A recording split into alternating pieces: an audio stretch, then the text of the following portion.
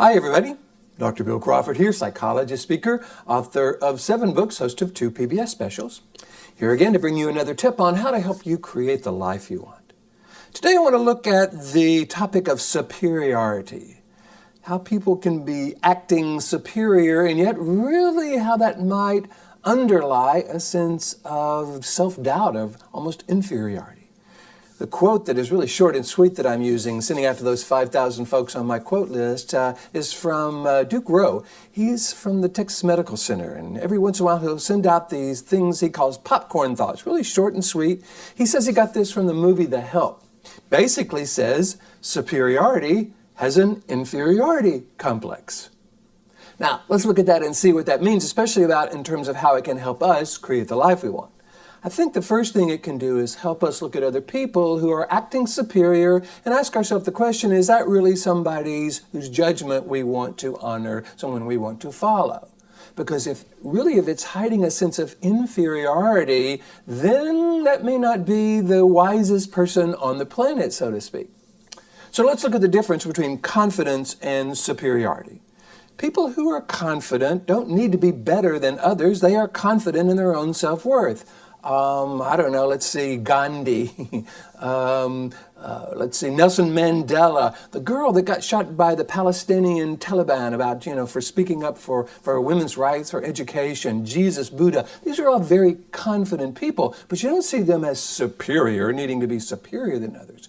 On the other hand, Hitler, Mussolini, Saddam Hussein, these folks you can see are kind of this need to be kind of blustery and pompous in some ways and better than others.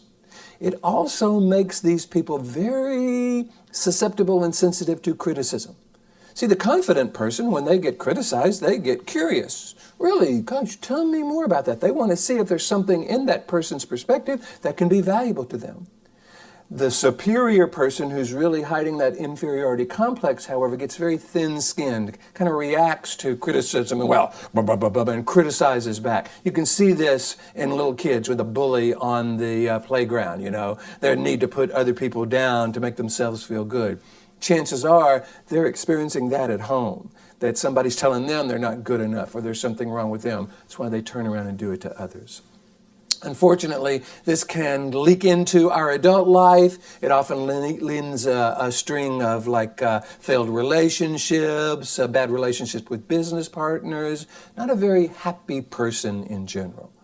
So I think what we want to do when we're looking at other people is be careful we don't get superior about looking at someone who feels superior. We don't have to put someone else down in order for us to feel good. We can maybe get curious about that, see if there's any value in there, and if not, go, okay, well, clearly they have this belief, here's mine, without really getting into the who's right debate component around that. And for those of you who follow my life from the top of the mind philosophy, you know this actually comes from very specific parts of the brain. My clarity, confidence, and creativity, my CQ model, comes from the neocortex, this upper 80% of the brain. This very purposeful, clear, confident, creative part of the brain that doesn't need to be superior to others. The brainstem, however, that's worried that what people are thinking or what people may be saying, that's that reactive lower brain. That's where we get that inferiority complex and when we can find ourselves reacting to others in this very defensive way. So what I encourage you to do is kind of have this clear sense of what true confidence looks like versus superiority. That way we're able to see it in others and we're able to make sure we're coming from the confident versus the superior part of who we are. If you'd like me to come and do a presentation to your organization about this, just go to my website, billcrawfordphd.com. By the way, if you are liking these videos, please hit the like button. You know how Facebook and YouTube all really like it when you like it. In the meantime, here's to you bringing more clarity about your own worth, confidence versus superiority, and creativity to everything you do. And I look forward to seeing you in the next video.